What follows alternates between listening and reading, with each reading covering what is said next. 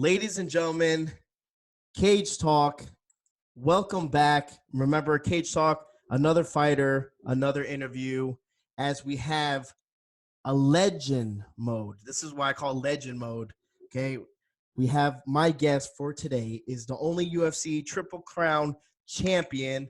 He's been in Cage Rage, King of the Cage, Pride, WEC, MFC. I mean, you name it, this man has done it.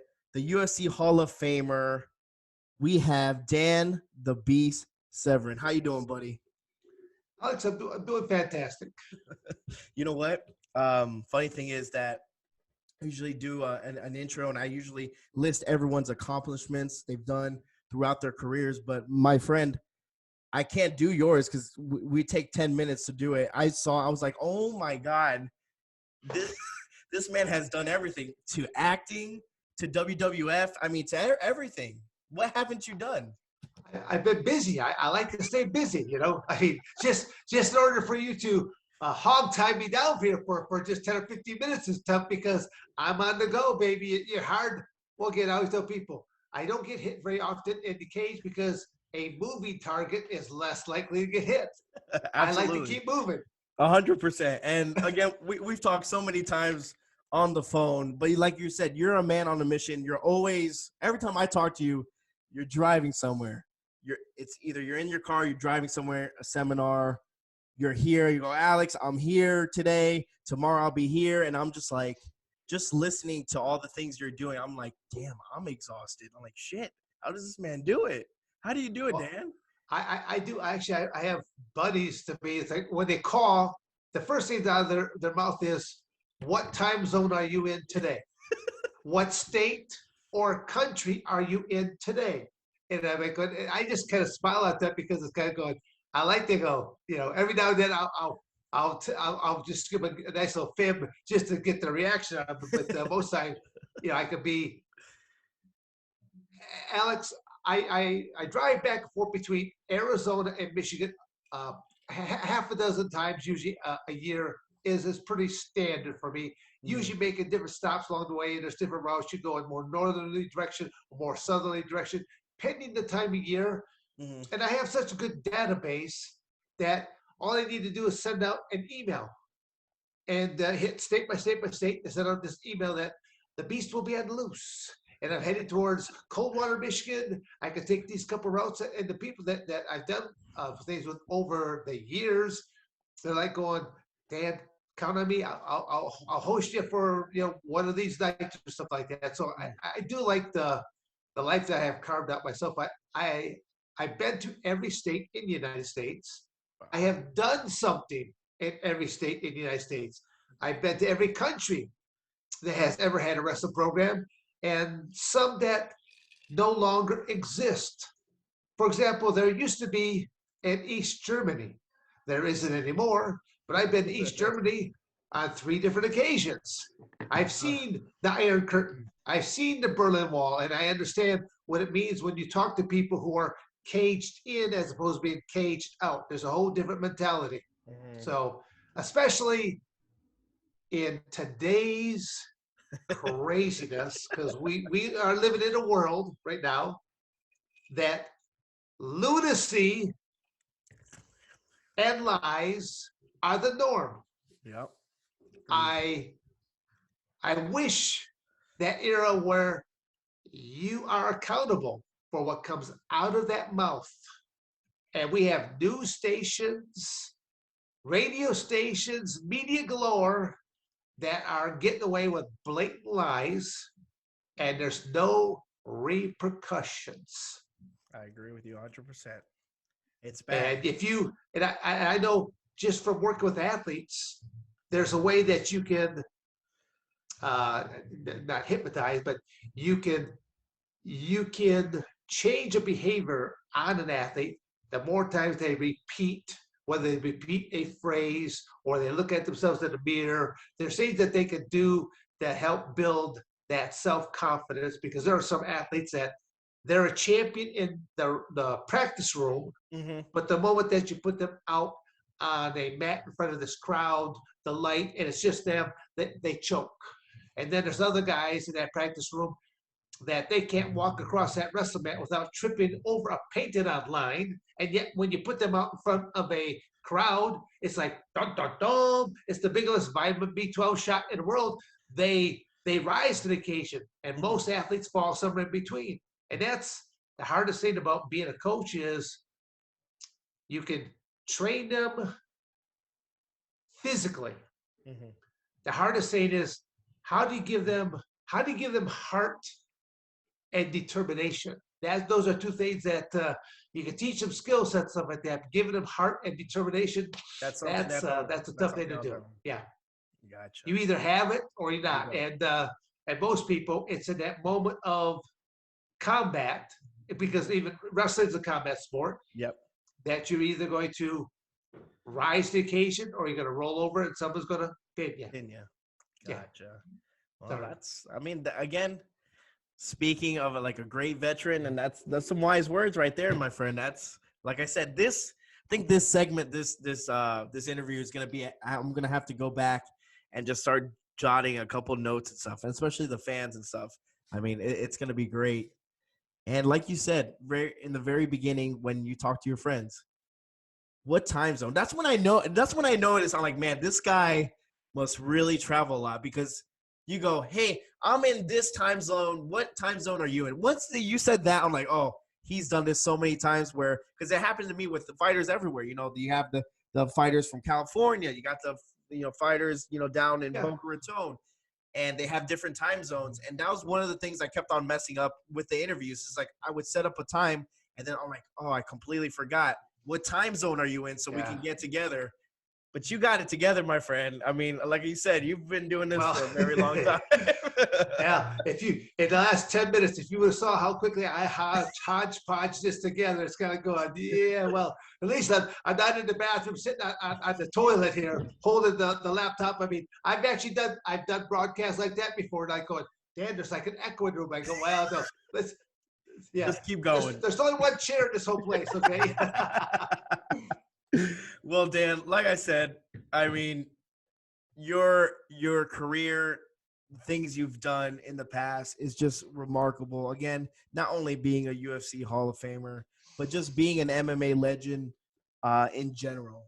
Um, again, all your hard work, everything that you've done, obviously pay tons of respect. Love it.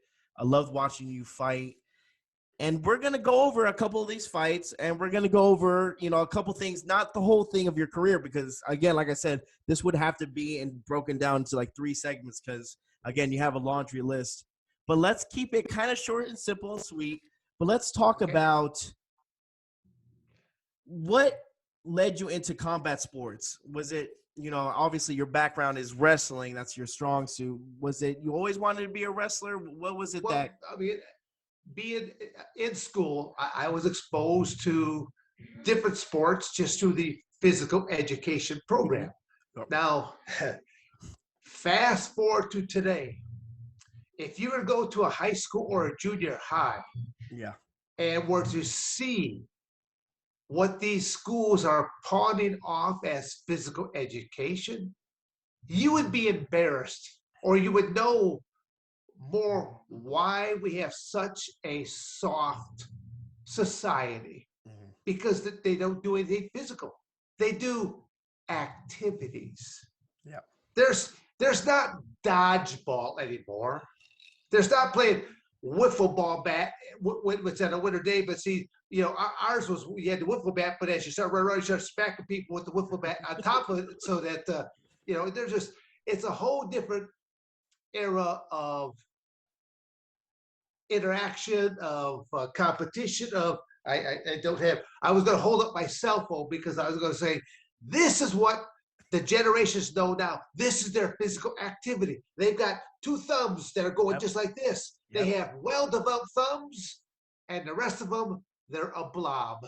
They don't have musculature. They don't have heart. They don't have determination.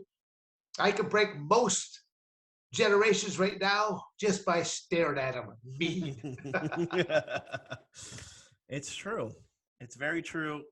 Just the fact of how bad technology. I mean, technology has advanced, but also I think we took a step backwards with raising children, society itself. Just I totally agree with you there. I mean, but you got to look at when there was, again, I'm going back in time.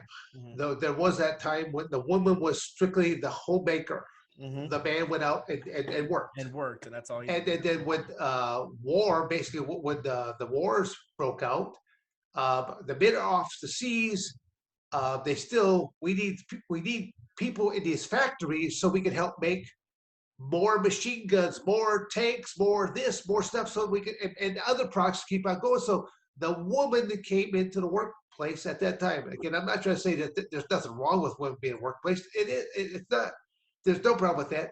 The problem is there is no more this cohesive home network anymore, where someone is home with children when they get home. Mhm. Not everyone's work schedule is going to work. You might be on first shift, Yep. and your better half might be on second shift, or someone might be on third shift. That's, for example, my father, for the longest time, always worked on third shift. So he was like this midnight to like, I don't know, midnight till 8 o'clock in the morning.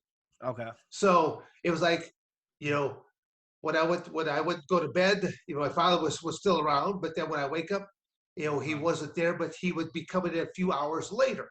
Mhm. And so that was, that's what I got used to right there. My mother was at home at all times because she was a homemaker. I mean, Gotcha. she had other kind of enterprise type things. She ran a catering business, things of that nature. So I always tell people that I may not have ever been in the military, but I can tell you what KP duty is all about. I have peeled thousands upon thousands of pounds of potatoes. Yes. I love it. Nice. I mean, And I know my way around the kitchen pretty darn good. there you go, Dan. Look at you. Got to have traits. You never know what, especially Especially nowadays. Yes. You have to be you got to be knowing everything. But like you were saying about the wrestling came in what age? Well, yeah. What would you say before me? I first got involved in high school, for example. I was a three-sport athlete. I played football in the fall. Mhm. I love football more than any other sport. Really? Yes, I did. Oh, crash, bang, boom! Come on now. I mean, I never left the field. I was on offense. I was on defense. I was on the punt team. I was on the kickoff team. I never left the field. It's like I was on the field the entire time. I was a one-man wrecking machine. I love football. I love defense more than anything because you just wreck people at that point in time. But if someone else missed that block, Mhm. missed that tackle, you lose. Yeah.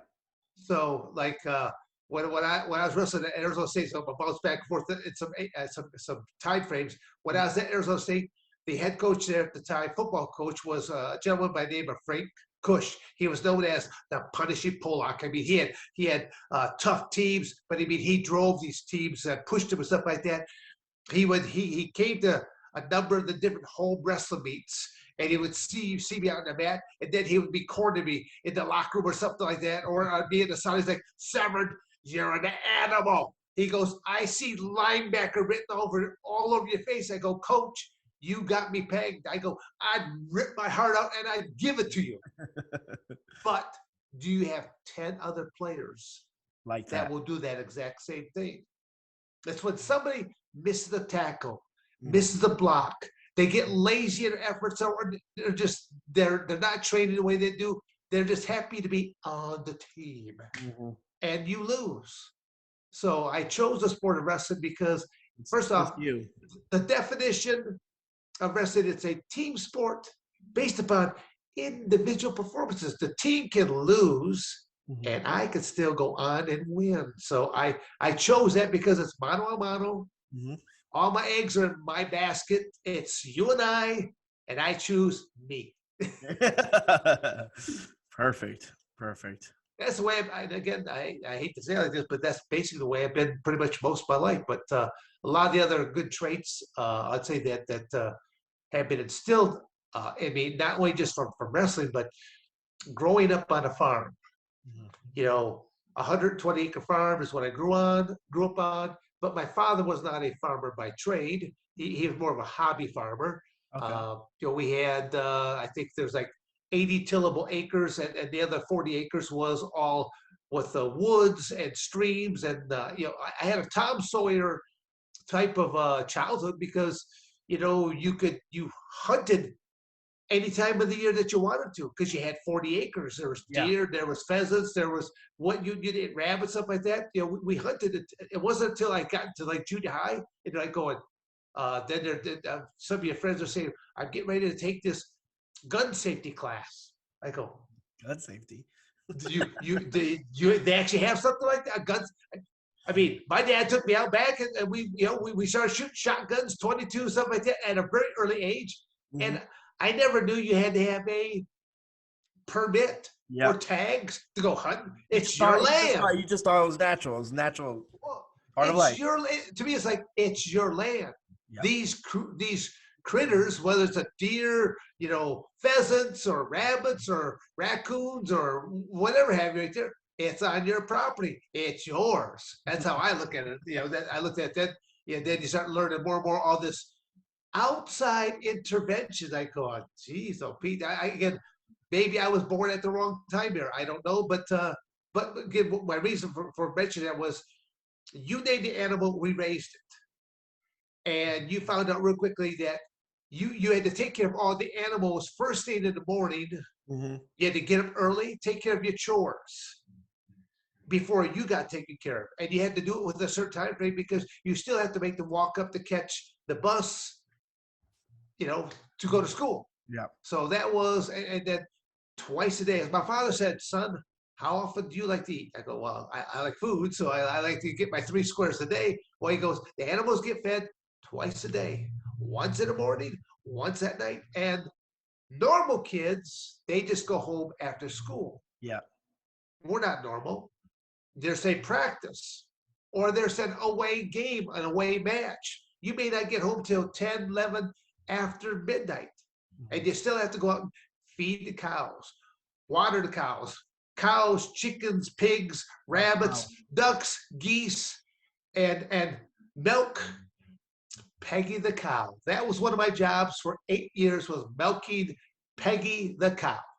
And you learn real quick in life, never give an animal a pet's name, because sooner or later that pet is going to end up on your dinner table. Yes. And even Peggy, which you could no longer produce milk, was turned into hamburger. There you go. Cheers to Peggy. Yes, it was. Oh man, I always thought about, like, growing up on the farm and stuff like that, and everyone kind of sees like the movie style, like on the movie set of like, oh, it looks really nice, the guy's waking up early, everything's going, you hear the roosters, and the background. And my buddy from South Carolina, he was like, man, it's tough, man. It's a bitch. It's a pain in the ass. He's like, it's hard to maintain a little farm. And that was kind of my thing, because I always grew up in the city, and I was like, when I get older, I just want to get just want to get like a couple acres, just have a nice farm. And they're like, well, you're going to be busting your ass. I'm like, really? Like, yeah. There's a lot of work. I mean, all these animals have to have some type of a fencing unit around them. Otherwise, they will wander off. So the chickens, I mean, yeah, some people have chickens all over their yard, and it's it's kind of a mess, because chickens are not exactly a clean animal. They'll poop all over the place. And the other thing that you'll notice, though, that the chickens will pick on each other. What is known as an old term known as a hen pecking party, that they will, for whatever reasons, roosters or hens will pick out one of them, and they will simply just pick it till they pick it to death. Oh, really? Jesus. So again, it came up with the term hen pecking party because it relates to individuals as well, humans. Yeah. That they start picking on people, and there's this hen pecking party. So, but that's what I've always known it as.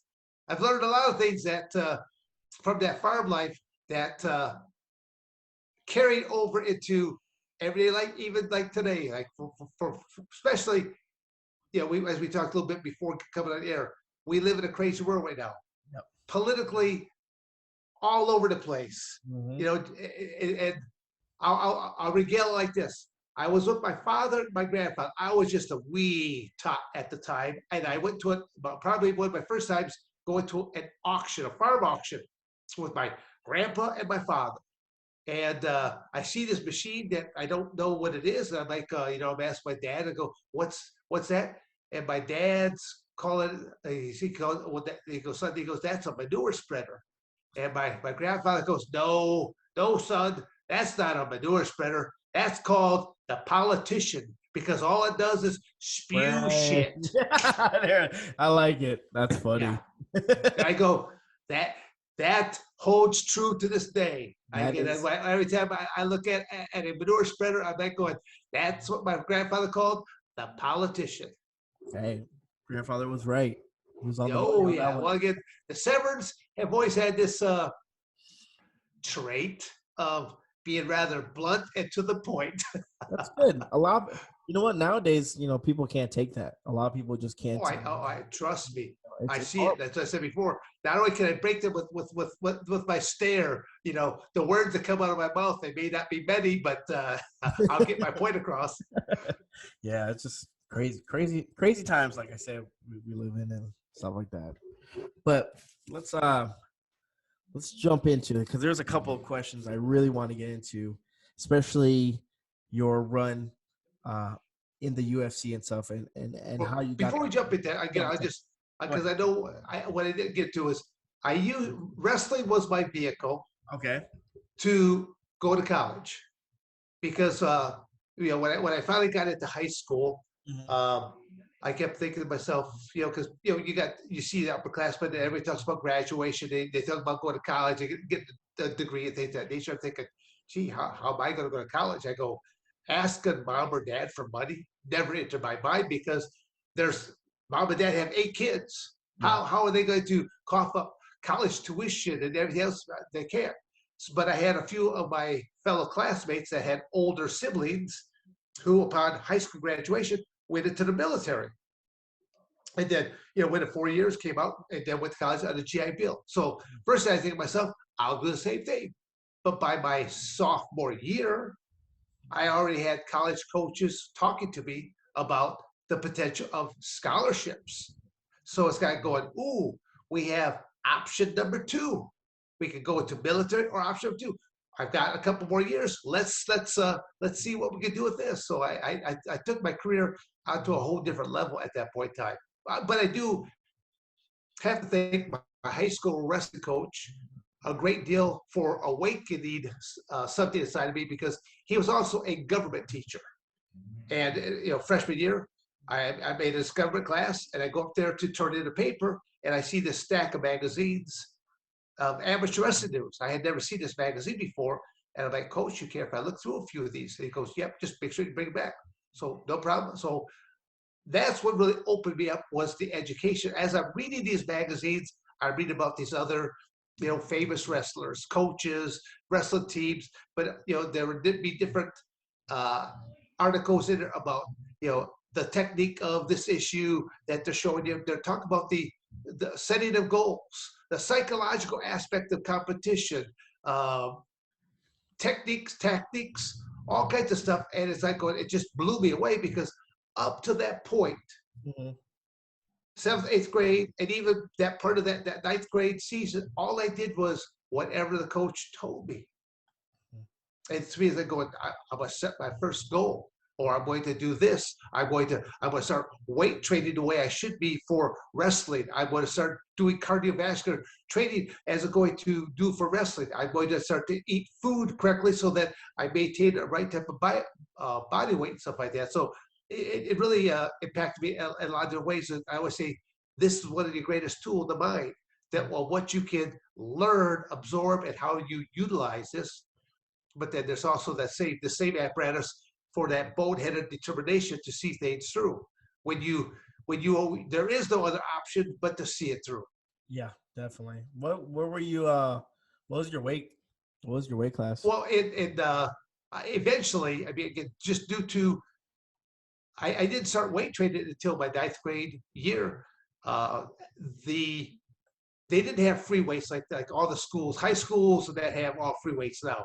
Back in that time era, the universal gym was the apparatus that almost every high school had. It just a square box Okay. on four sides. It had stacks of weights that you could do multiple types of things. There's a seated area that you could do seated military press, and then whether you face it or turn around, there's a bench press onto it. There was a lat pull down. There were seated rows. So it was just a multifaceted type of machine that I first learned to lift weights onto. I took to like a duck takes to water. I mean, I literally was training with weights almost on a daily basis. Oh wow. Yeah. Wow. And then it carried over again carried over from to the point that I mean, I did so well in my high school wrestling that by my senior year, I was the #1 recruit at my weight class in the nation. So, and I had the academics. I was always like about a 3.2, 3.3 type student. So I had the academics, and on top of it, I had a congressional nomination. So I could have went to the Air Force Academy. So now I've got the maximum at that time was 6 trips. I could take 6 different collegiate trips to check out. So they're all offering me full scholarships. I just simply had to make up my mind, where do I want to go? And so I had an older brother that went to Arizona State. Okay. And a lot of people thought that he and I were twins because I was bigger than him. I was a heavier weight class. I was a little bit structurally bigger than what he was. They thought we were twins, or thought that I was the older one. And when they found out that I was actually a year younger and stuff like that, they got even more excited knowing that they'll get at least another year out of me. So I ended up choosing Arizona State for a number of reasons. First up, my older brother is what we made each other good in high school. Why break up a winning combination? The full scholarship was still there, but I ended up meeting a gentleman by the name of Art Martori, a former wrestler and businessman, and alumnus at Arizona State, that simply said, because I made it very well known, I want the best of both worlds. I want a good collegiate program, but when my collegiate season comes to an end, I want to wrestle in freestyle Greco-Roman all spring, summer, and fall long, and go off on a couple different tours, and then jump right back into collegiate wrestling here again. So, I mean, give you like okay, now to go back, bounce back here. You go back to high school. In high school, during a normal high school season, I was averaging 50 matches or more. Okay. During my spring, summer, and fall wrestling, I would pick up another 100 plus matches. Great. So by the time I'm a junior or a senior, am I really a junior or senior by just sheer experience alone? I'm like a sophomore or junior in college. Yeah. Just on how many times have I stepped out on that? It wasn't always folk style. The United States is the only country that does folk style. The rest of the world does freestyle Greco-Roman, so that's why I incorporated those two early on. And even my freshman year at Arizona State, if you saw the classes I took, you would see that graduation was not in Dan Severn's mind what my freshman year, because here I am, I'm being touted as the #1 pick. I set 8 national records in high school. And that's a record in itself. No other individual has ever held 8 national records, like most pins, 1 season, 2 seasons, 3 seasons, 4 seasons, most consecutive pins, and they're just a few other types of things. But I end up, I don't know what to say. I made myself such a commodity that now, as a freshman, I'm thinking, all right, how am I going to carry on over here? Because now I'm low man on the totem pole, going up against sophomores, juniors, and seniors. Those 1, 2, 3 years of physical maturity and mental maturity is huge. And so, like my freshman year, I took a nutrition class. So I knew that everything I put in my body is going to make me the ultimate wrestler. I took a judo class. So I learned how to use my legs like a second pair of arms. I took a weightlifting class. So I knew how to train and design programs specifically for wrestling. So I did all these things, and it worked out because I went 34-0, undefeated. Wow. I pinned 24 of my opponents, which was an NCAA record as a true freshman. I pinned 5 out of the 6 NCAA place finishers, including 2 different, the national champion and the Olympic champion. Oh shit. Gold and silver medalists, both. I did this all as 18 years of age. Wow. Before my first knee injury sidelined me. So that's I had to roll my tail, and then that's where it's like going, wow. That's amazing, man. That's amazing, Dan. I mean, again, one of those things I remember reading up on is just all those accomplishments that you have. That's so unheard of. That's remarkable. And again, you should, be able to say, hey, what are you drinking? Cheers. Yeah, no, again, I have a special elixir in here. Me too. How did your wrestling take you into the Ultimate Fighter? How did you eventually get crossed into that career? Because again, I've talked to Gary Goodridge, I've talked to Tom Erickson. Back in the day, the UFC wasn't really. A lot of people didn't know what the UFC was. They just kind of did. Well, again, right? I lived at the time. I was living in Coldwater, Michigan. Pay-per-views were not as prevalent or as easy accessible as they are today. Absolutely. Back then, you had to go and view a pay-per-view in a major metropolitan area.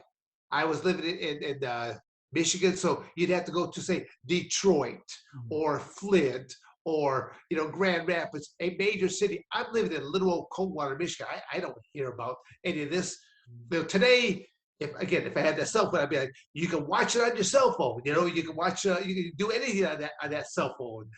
So, but that was the time era. So it was a friend of mine that watched the first couple UFCs, and actually the first 2, and then he copied them on an old VHS tape. And he showed them to me, and he says, hey, you ought to think about doing this. I'm seeing people being soccer kicked in the face. I'm seeing teeth flying out. I'm going, these are not exactly skill sets I possess, And but then he says, well, look at this skinny little guy doing jiu-jitsu. Of course, he was referred to Hoist Gracie. And so I watched Hoist and matches. I'm thinking, well, again, the mindset I had was like, well, a striker has to be within arm's reach to punch, legs range to kick, knee, elbow, headbutt, the whole 9 yards. And so my first thought was, I'll simply just stay slightly outside of range, bait for them to try something. When they recoil back, I'll simply move in, whether I clinch, take down, or jam up against the cage wall. Literally, that was the theory I came up with back in 1994. Is when I came up with that theory. And as far as I'm concerned, that theory still holds strong to this day, and most athletes do not know how to capitalize on it. As I said off the air to you, I'm a better coach than I am a competitor, and I was not half bad at competition. Boom, drop the mic. I just boom shakalaka. Yeah, I think your first UFC event was what, UFC 4? Am I correct? Yes. Yeah, right. Yeah. And how was that? How was that whole transition? Because I know Gary Goodridge was like, I think he's like, yeah, I called the number, and they were just like needing people, and they're like, okay, you'll be fighting next. We'll get you lined up and stuff. Well, again, I never made any of the phone calls or anything like that. It just basically I was already doing professional wrestling at the time. My first profession ever, as of the 1992 Olympics, is when I turned into a professional wrestler. I had several independent companies, much smaller level, were reaching out to me through the mid 80s. But had I turned pro at that point in time, I would have lost my amateur wrestling status. Okay. And making world teams, World Cup teams, Olympic teams. That meant more to me than anything else. So I turned them all down. Well, as of the 1992 Olympics, a new rule came down from the United States Olympic Committee that allows you to be both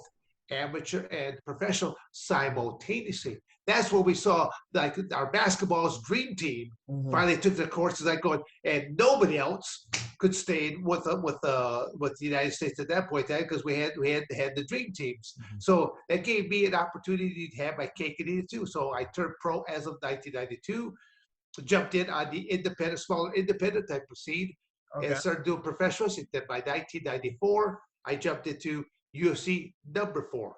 I was trying to get into 3 at first, but they had already filled on up. And then number 4 is the one I ended up getting into. Were you doing both UFC and WWF at that point, or no?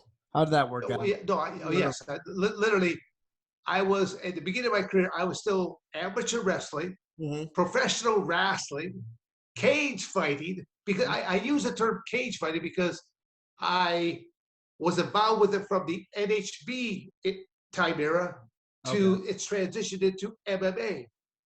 And there's a huge difference.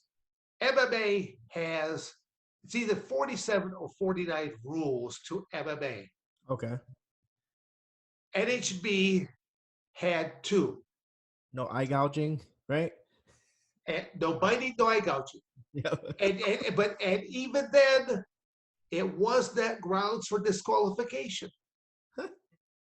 There have been several fighters that have been eye gouged. One of them did lose his eyesight eventually. And one eye they got eye gouged. It was more or less they would slap you on the hand and go, "Hey, don't do give that. him his eyeball back. Don't do that again." Wow. Seriously, again, but it was ultimate combat. There was 1 round.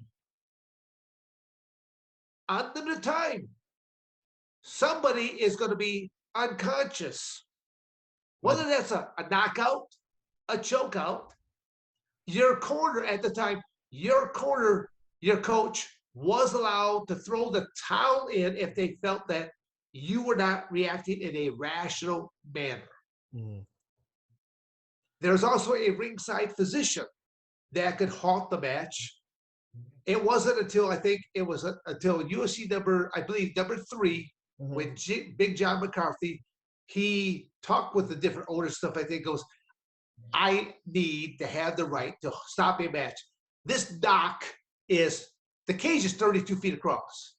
If the dock's sitting on one side and they're all the way on the other side, that dock can't see what's happening. Big John is right there seeing it unfold right before his eyes. He goes, and he's like, I need the right." And it was one of the best decisions when they gave John McCarthy the right to stop matches when they could see the guy just taking nothing but a beating, but his ego is not allowed him to tap out. You know, understandable. I mean, UFC has obviously changed completely. What is something that you kind of remember? If someone would be like, "Oh, give me a story or give me an event or a memory of your fight, your fights back in the day." What would be a couple that would come to mind in your opinion? Well, again, my very first match ever. I walk into the octagon and I'm going up against the gentleman's name is Anthony Macias. And in that very first match ever, I mean, I always tell people I only trained for 5 days. Wow. An hour and a half a day. Ask the different fighters today, how many months are they in training camps? How many times a day they have chefs that are preparing their meals for them and stuff like this. I mean, it has really evolved. But then also you have this thing called the internet, where you can Google your opponent. You can see videos on them and watch match after match after match. But back then, none of this existed. When you went to a UFC event, you went to, it wasn't called a weigh-in because there was no weight class. So think about that. The biggest weight difference was 400 pounds. Keith Hackney went up against Manny Yarborough. Manny Yarborough was a sumo wrestler, and I think Keith Hackney Remember that. barely weighed. I don't even think he weighed 200 pounds, and I think Manny Yarborough weighed like 400 and whatever, some odd pounds. Keith Hackney gave him 200 pounds, but David slayed Goliath that night because he beat Manny Yarborough. But again, that's a whole different time frame. Like I said, NHB to MMA, they being the UFC company itself had to make compromise after compromise after compromise because there was several different known political politicians that were trying to go after the UFC. Senator John McCain was one of them from the state of Arizona. Was one of them that was going after this new combat sport and saying it's too barbaric. It's kind of like the old gladiator Roman days where two men entered the Colosseum, and we looked to Caesar to say, is Caesar going to go up or is Caesar going to go down? And I go, he might be doing like he's trying to fake you out. We don't know. What is he saying here right now? We just don't know. But again, there was actually, to me, I always look at some of the comical things that have happened into this because I remember going to this registration and the scale is getting all my different stats and stuff like that, like your name, where you hail from, what's your height and weight and all this kind of stuff. And then she asked me a question I'd never been asked before. She asked me the question, what's your fighting style? Because this was this era of style versus style. You might have a sambo practitioner going against a boxer, a kickboxer going against a jiu-jitsu, and on and on, taekwondo versus whatever, sumos and stuff like this. So I never asked this question before. And the first thing pops in my mind, I go, I'm an American wrestler. Well, she had never heard this term before. So she kind of looks to her left and right, and then she leans in. She goes, what exactly does that do? So I mimicked her. I looked to my left, I looked to my right, and I leaned in onto her. I go, you might want to watch. I'm making this up as I go. and literally, she starts laughing at me, thinking that this is like can-to-cam or something like this. But I was like going, what? I trained for 5 days. Yeah.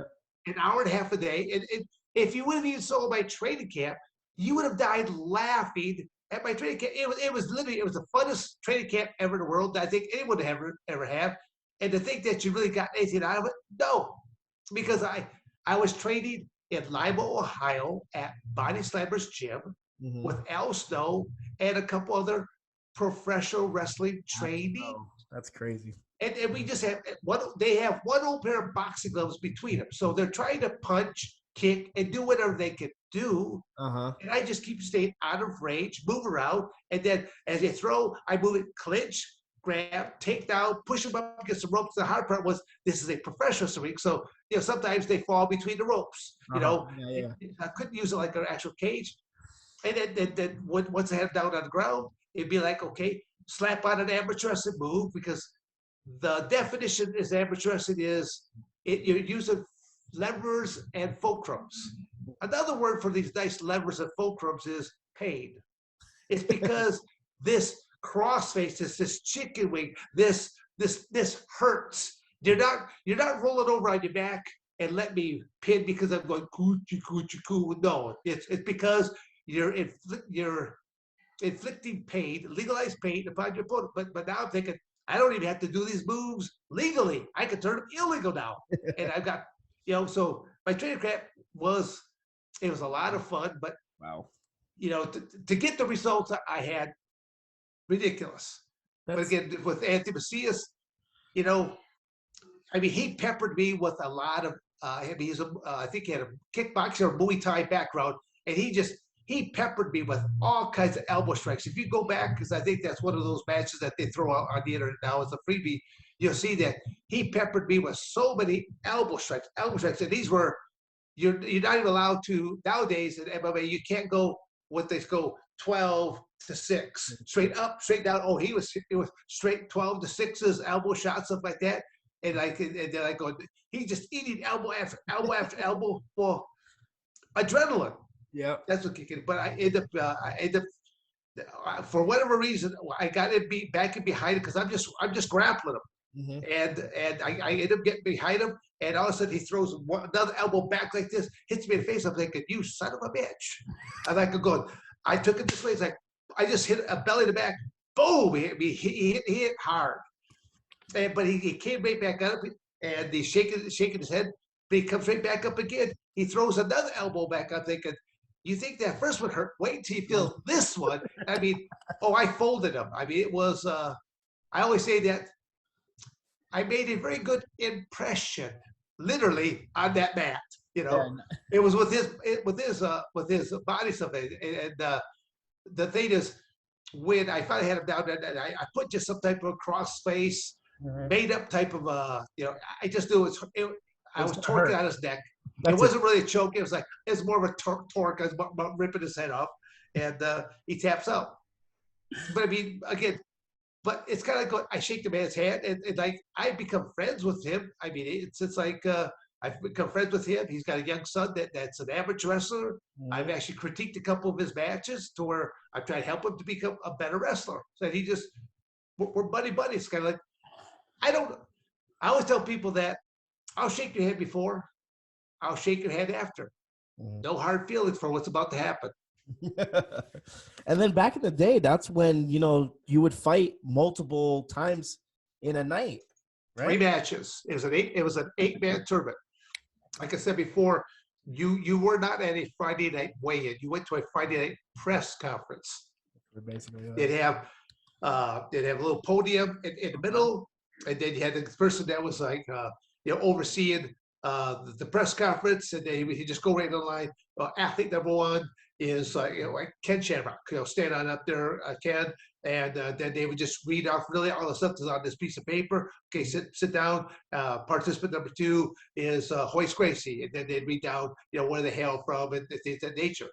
So then after they introduced the 8 different competitors, then they would pull out a bingo ball machine. No shit. Literally a bingo ball machine that had 8 balls in it with 8 names out there. They spin it around, pull out ball number 1. It's like, okay, there's Keith Hackney. Okay, we put it right there. They spin it around again. It's Joe Charles. Boom. And you got, less than 24 hours, because you realize you have not met these 7 other men before. And there's no media on it because it's a pay-per-view type of deal. So, and you can't Google nothing. Wow. So you just try to find out whatever you can. In less than 24 hours, you're about to climb into a cage with this cat. That unlimited time and only 2 rules: no biting, no eye gouging.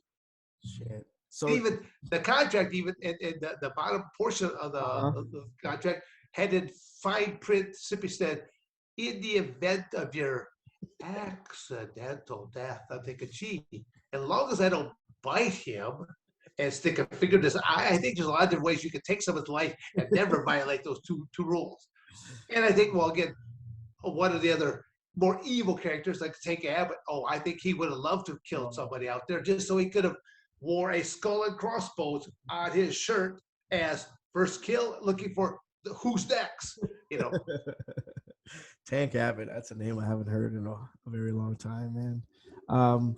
But you think about it, man, that you technically just would have to have the proper, not even the proper training, just train. I would just consider just training cardio, and then because it's like going into a blind date, you don't know who you're gonna fight and who to expect, so you kind of have to learn almost every different aspect, or just stick to what you know, and that's it. That's your game plan. Just Alex, did you say this is like a blind date? Because I don't know who you've been dating right there. That's a pretty, that foreplay is pretty rough right there, buddy. I mean, I was, I mean, maybe that's not the best, example, but I couldn't help myself. It was there. I had to go for it. I gave it to you. I spiked it. But see, a lot of people don't. A lot of people were scared of me because I had a intimidating look about me. But again, I always say that I have a perfect combination of both my parents. My father was a very intimidating man. when my father would walk into the room, if you were goofing off something like this, you would actually sit a little bit straighter in your chair. You stop goofing that off because this guy going, and it was he just had that presence about him. And then my mother, she had the ability to fly by the seat of her pants. So I'm a perfect blend because I've got that dastardly presence that my father has, and I can fly by the seat of my pants. There you go.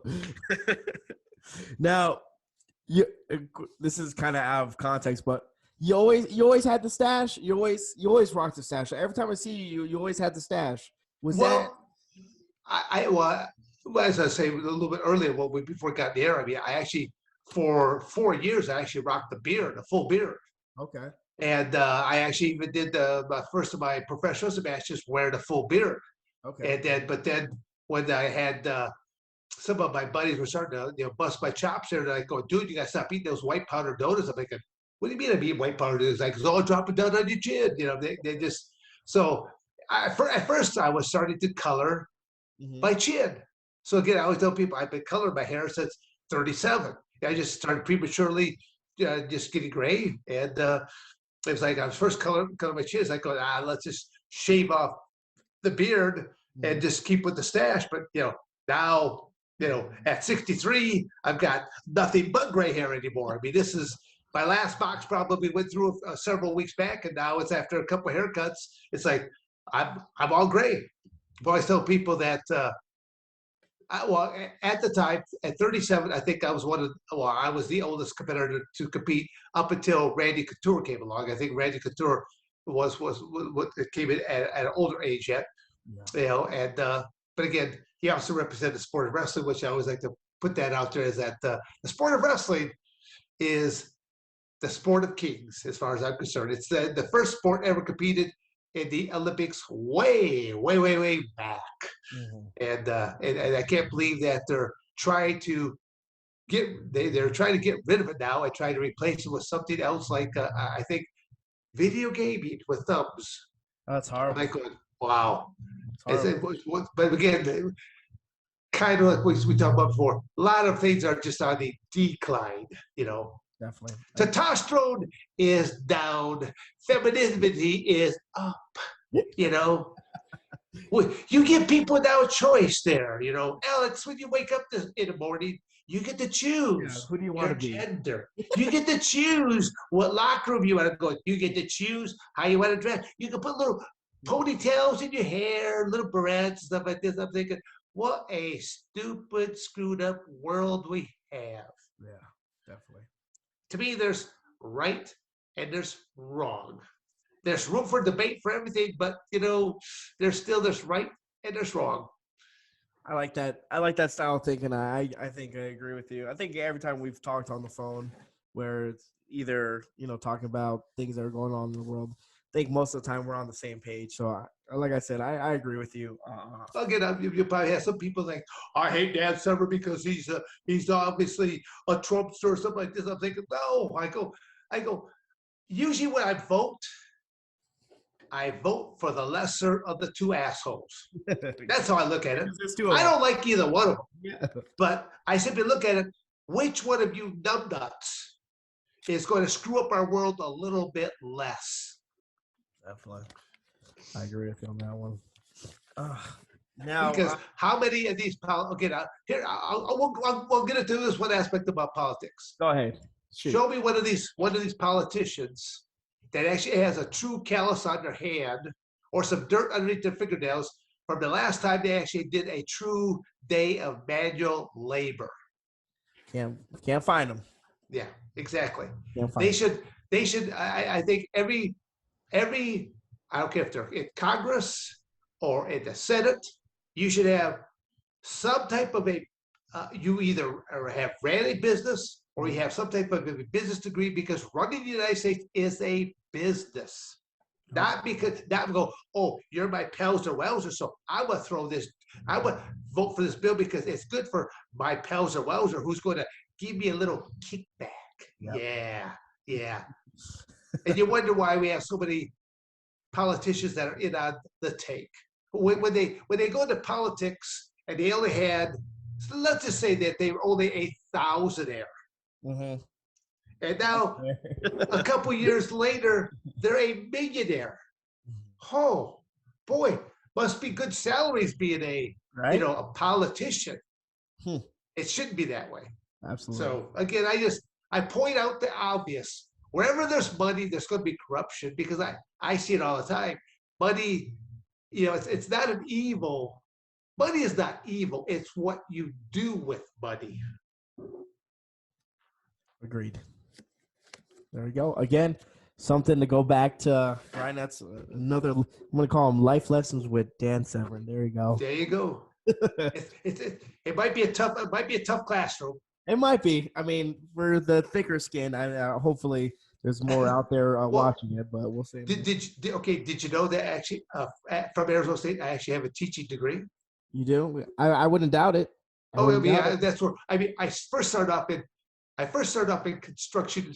Well, my freshman year, my first semester, I didn't even get a chance to really pick up any of my classes because there was like 4 days that 4 days that for student enrollment and student enrollment. I was overseas in Istanbul, Turkey at the time on a American wrestling tour. Still the very first day of getting your classes selected and stuff like that. So literally, I ended up getting I had to head back. So I was flown back from Istanbul, Turkey, back to I think it was Flint, Michigan. This is where I flew into to where my father picked me up, and I was home literally for 24 hours. I've been gone almost all summer wrestling, and I get back for 24 hours simply just to unpack my suitcase, repack, because now I'm going off to college. Shit. Basically 2,000 miles away out to Arizona State University. So I fly to Arizona State. The coaching staff picks me up. It's like 6 o'clock in the morning. I go right to the office. So I'm actually sleeping in a chair. And as soon as 8 o'clock hits, they're scooping me around with this golf cart. It's like, you'll take this class, and you'll take this class, and you'll take this class, and you'll take this. I mean, literally, there was no thinking of it. I mean, just like, boom, it's like all done for me. It's like in 45 minutes, I had all my classes, and I ended up going to the student infirmary, had to get a quick physical, and I think within the hour, I was in bed sleeping for the next couple of days because I was in so many different time zones that I just needed to shut down and get sleep. Yeah. That's important, Dan. Sleeping is important. I don't know how you do it. Talking about I'll do that later in life when I have. That's all I'll be doing. Yes. Yeah, gotcha. How would you describe Ken Shamrock? Is Ken Shamrock? You laugh. I mean, let's talk a little bit about him. Okay. Again, he has, Well, let's talking just a little bit about him. So again, he was in WWF at the same time, right? A little bit longer before with you guys, or how did that work out? Vince, he made it in there almost a year before me because he simply said that for X amount of dollars, I'm yours. And see, I already knew that they did not know how old I was. Okay. Had they known how old I was, they probably would have never picked me up. So it was, I would just say, just rather interesting how all that stuff kind of worked out to where I was actually, and the UFC doesn't really understand this, that how much exposure both Ken and I gave the UFC because the UFC was very small. I mean, I think they were averaging crowds around, I'll say, 2,500, 3,000 people. Oh, really? Okay, but it wasn't. You didn't have all the internet and stuff like that to really blow it up. I mean, you only knew if you were in those very small areas about the marketing and that. When I walked out to, I like Monday Night Raws. When I walked out to the professional wrestling ring, I had Jim Cornette. They wanted me to. I had one of my UFC belts strapped on my waist. I had another one up on my shoulder. Then I had Jim Cornette carrying out 2 more belts. And then, and Jim Cornette was my mouthpiece. So that, I mean, Jim Cornette loves professional wrestling. I mean, literally, he has, when he starts talking about it, you can see almost a child, the inner child that will come out that fell in love with wrestling all those eons ago. He just loves it, and he likes to make sense in a crazy world of profession that never makes really some sense. But I could not ask for a better person because he would simply talk all about it. And all I simply, I didn't have to talk. I just had to go out there and just dismantle people. And that's how they used me in the beginning. It was kind of like I was like a Brock Lesnar Mm-hmm. way before there was a Brock Lesnar, but I don't think they knew how to really Sell you? I don't think they knew how to market, or maybe because I had such a loose contract. Okay. What was Because my contract, they had no real control over me. I could work for anybody, Okay. including WCW, ECW. Those are the other two major brands that were At the at time. that same time. And so it's kind of going. I mean, even I know, again, farm boy analogy. You don't bite the hand that feeds you. If they're paying you good money, stuff like that, I'll be true to you. Yeah, definitely. But professional wrestling is really still one of those industries I got involved in that never made sense. Even still to this day, I don't understand it because it's not upfront. It's you have so many ulterior motives. People have, why should you win and not me? Why do you get to be the golden boy? It's an acting job. Mm-hmm. It's a you're a stuntman. You're an actor.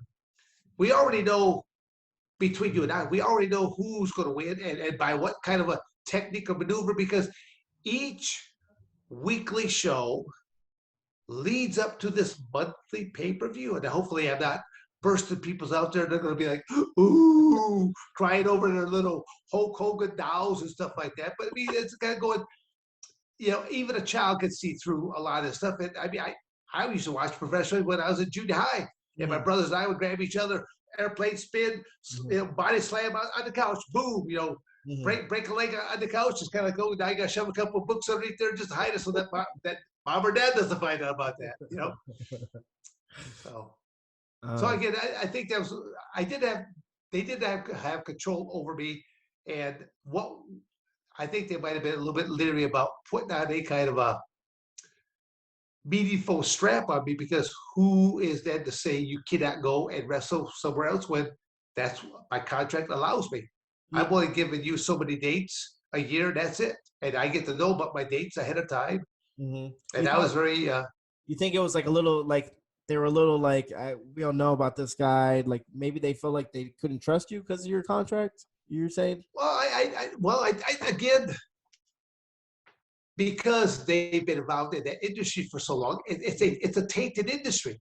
So they probably, in their mind, they're probably thinking, what would the normal professional wrestler be doing?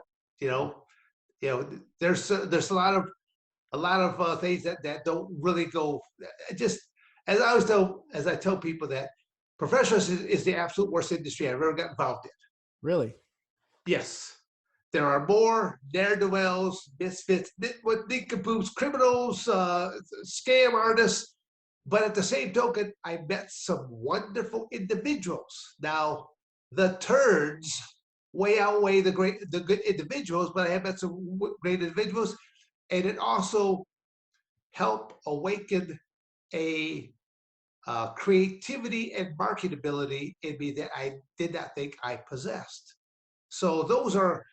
If you were going to go into business, Alex, I'm simply saying this: you need to take 1 or 2 semesters of professional wrestling 101 and 102. It will prepare you for the absolute worst, right? Wow. And then you'll succeed. Did you directly communicate with Vince McMahon on a daily basis, or no? You barely saw him? No, not really. I mean, it was I would see him in passing at the various TV tapings or live Raws, and I mean, literally, probably the most I actually had interaction with him was when after the signing of the contract and stuff like that. Really? And that's when he's like, a couple of questions were asked, and he's like, bouncer he's like, well, just exactly how old are you? And then I think I told him, and then Jim Ross is like going. I mean, he looks right at Jim Ross and goes, "Well, who's the oldest rookie that we ever had?" And then Jim just goes, "Dan." But again, I didn't look my age or did I act my age. I mean, I tell people even now at 63, I don't look my age, I don't act my age, I don't move my age, but I'm still 63. Yeah, It definitely. is what it is. I can still darken it up so the mustache looks dastardly. Get that nice dark hair going right There we there. go. There Sure, we go, Dan. Don't because worry. you still got the physique there to go with it, There baby. you go. You still got Absolutely. the physique. 100%. How was the feeling of going out to Monday Night Raw? You know, like I always, again, you always kind of wanted that feeling of, you know, your music hits, you come out and you're going down the ramp and everyone's going nuts and, you know, screaming. Like, how was that feeling? Was, again, at that moment, I know you said that that was probably not one of the biggest mistakes in your career is, you know, doing WWF, but how Well, did no, I mean, I would not again. I would never say big mistakes. It is a learning experience. I mean, learning I experience? literally Yes. look at everything I do that you learn from it. Yes, sir. The only time it's a true mistake is if you don't take some type of life lesson from it, or if you didn't learn something from it, then it's a total loss at that point in time. So, So how did you feel about that? Like, how was that experience? Can you kind of go through that? You know, music hits, you come out. How was that? Or even being in the Royal Rumble? 'Cause I remember seeing a couple days ago you being in the Royal Rumble match. I think Steve Austin knocked you out, but it was cool. You know, I'm like, oh, look, there's Dan. Like, look at Dan. but no, it was great. First off, here I am.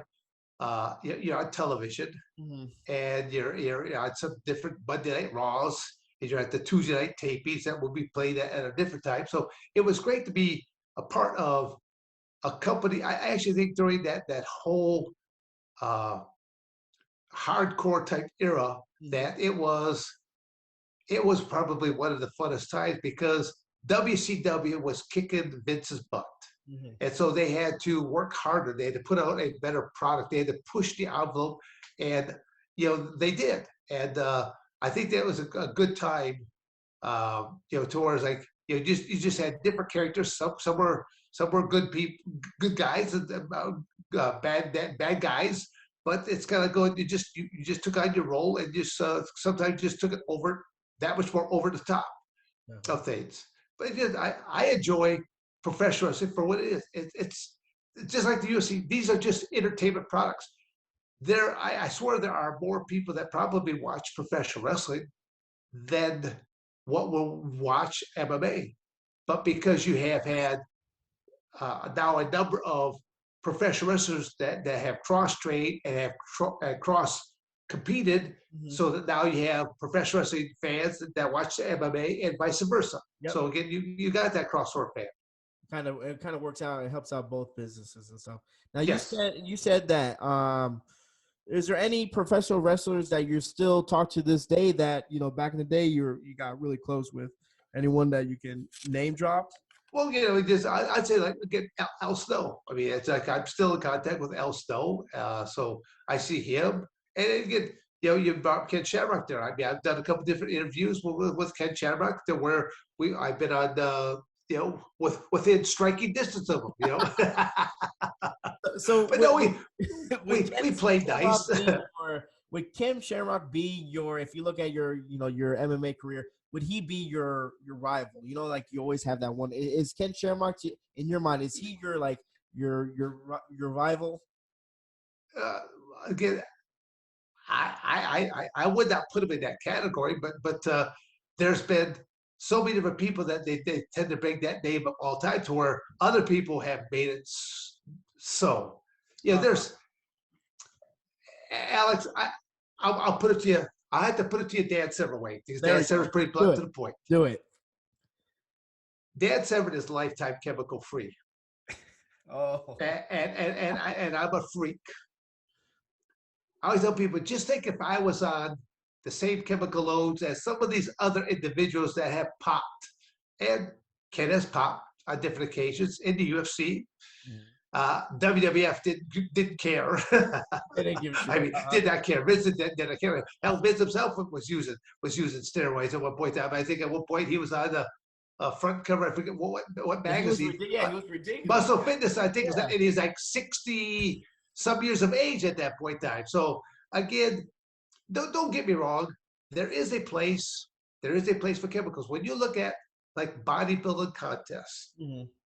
if you look at the pro level professional bodybuilding, and then look at the amateur level bodybuilding, amateur guys look like they're 98-pound weaklings compared to the pros because they're just gigantic. I mean, the fact that you can build a chest or a back or, a bicep that big, I mean,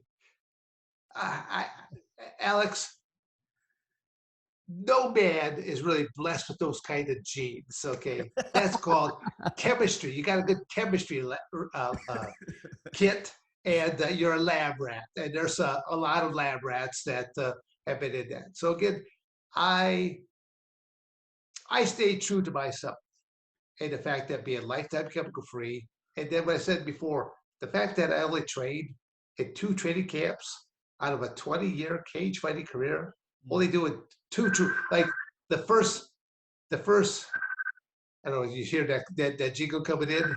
It's fine.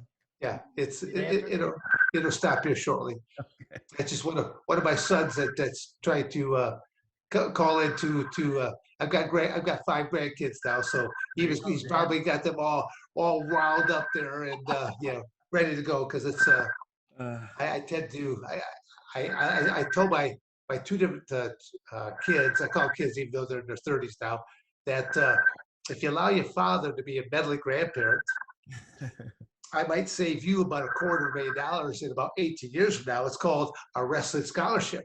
There you go. I go, do you really care how your child's education gets paid as long as it didn't have to come out of your pocket? They're like, they're all yours, Dad. They're all yours. So I like that. So it's good because not only did I do it for myself, I did it with one of my sons, the son that was actually just calling me just now. He kind of followed my footsteps of being a football player and being a wrestler. And nice. He was the first 2-time state champion ever at Bronson High School. So there you go. Yeah. That's something to be proud of, Dan. Yeah. Bringing the legacy and stuff like that. And of your whole career, like I said, your career is crazy amount. What is one of the most, what do you feel like you accomplished the most? What's something that you can look back and be like, yeah, that you're super proud of and enjoyed the most? Well, the thing is, I'll say the coaching aspect. Again, as I said earlier in the interview, that as of my 9th grade, I actually started teaching wrestling, and I'm good at simply just watching a person to see what they do and to know how to make them better. I also know what they're, what they're more acceptable to, being taken down or be hit with a certain type of technique. So I'm good at teaching people about what I feel that they're good, their best offenses or best defenses should be, whether they're on the feet or down on the mat. I just got a certain eye for technique and tactics. So that's one of the aspects. One of the greatest awards I think that I did receive was at Arizona State. There's an award that they give out is for the Student Athlete of the Year. It's a nice award, and I ended up receiving that because you have to have the academics to go along there with it, with the athletics. So there's a lot of football players, a lot of basketball players, baseball players, and in certain states, hockey. These are pro level sports. That's why I'm bringing up these sports. That there's a true pro level to go on to. Sometimes a lot of these athletes that are involved and they know that there's a true profession that they can go on to. They're borderline students. They're barely staying eligible. And when that draft comes and go, and they were not even on the blimp, then depression sets in, and then they flunk out of college. And they just threw away basically, $100,000 scholarship and education. Well, being involved in a sport like wrestling, wrestling doesn't have a true profession to go on to. So like gymnastics, volleyball, wrestling were always known as non-revenue sports at Arizona State University. So I always tell people that, when you leave college, you actually are going to have some tangible skills, some knowledge upstairs right there. You can actually go there and you're going to be able to be a productive type person. My freshman year, freshman and part of my sophomore year, I was involved in construction engineering. It's a very intense. I think it's a 5-year program at Arizona State. I hung with it for my first year and a half, and then I switched over from that over to College of Technology and with a teaching degree. Okay. So think of Dan Severn like a doctor smock, safety glasses, teaching shop classes. But again, a lot of that was carry over from growing up on a farm. You had to be resourceful. You never really threw things away. You repurpose it and to make it into something useful again. Well, especially now. Even manure. Okay, when you think about some of the worst jobs. Okay, when you said your buddies told you about some of the worst jobs. So some of the worst jobs is come springtime over a long winter of cows coming in barn to barn and doing their business and dropping cow pies and all these straw stuff like this. That's first spring cleaning with a shovel and a pitchfork. Oof. Damn. That's a tough one. And it's one of those things that it's usually on a much warmer day because you got to make sure that all the ice has melted through of this stuff there as well. So it's a very aerobic day, and That's rough, man. Ooh. Yeah. And again, these are things about the farm life that helps build more of the character in you. No, definitely 100%. And maybe nowadays, now maybe you have to start growing out your own stuff. You never know the way things are going. Well, yes. People start going to the groceries. If they go to grocery stores, they see that milk's where there used to be abundance, there's not abundance anymore. Yeah, everything's starting to get scarce, man. So then they start seeing prices that are escalating up. Look at for a while there when you couldn't find toilet paper. It was like, remember that? You're looking for the guy on the corner, not for your fix, but to go, hey dude, opens up his trench coat. I got Charmin, I got this, I got that. You need the 4-pack, or you can't afford the 4-pack, can you? Yeah, yeah. The milk was good. Everything was in touch. Just the paper towels and toilet paper. Yeah. Crazy times we're living in, Dan. Crazy. Yeah, and I'd say hold on that hat because I do believe it's going to get a little bit nuttier yet. I agree with you. You know what? 100%. I agree with you. I don't want to be rude there, but how much longer do you think we'll go? Because hey, whenever you want to wrap this up, my friend. Okay, well, I don't mind going again another time, but I've got my better half is like going, It's time to go. No, that's fine. We can here. I'm a tough guy, Alex, but she's undefeated. Okay, she's undefeated. Hey, I understand that. Even the beast has to be tamed sometimes, man. I might posture pretty good, but no. Okay. Oh.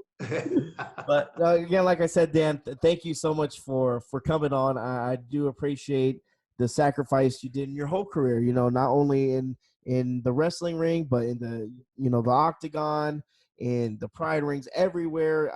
You are a living legend, a living legend, and everyone loves you. And we can't wait to see more what's in store with you. And that's why I'll just throw out my Facebook page is simply just dansevern.com. That's all I just want to say. There is my email address on there. I always tell people that I will respond to an email. I'm not real good with all the social media because I have all kinds of people that reach out to me through Facebook. Mm-hmm. Then there's this Facebook Messenger, and there's a few other things that literally I'm sitting on Facebook Messenger. I will never see the bottom of it. I'll just say that there's somewhere in the thousands of messages that I have there towards I only work on it for so long that I got to go whenever's current at hand. And I got to keep those things moving because the beast is still going to be on the loose, moving down that road, heading to the next destination, into that new time zone. Yes. There you go. Again, thank you so much, Dan. It's been a pleasure. It's been an honor to have you on the show. Again, a true UFC legend. Thank you so much, and have a good night, man. Get some rest. Oh, thank you there, Alex. I think we'll come up for part 2 here down the road. There you go, brother. Have a good one. Good night. Take care.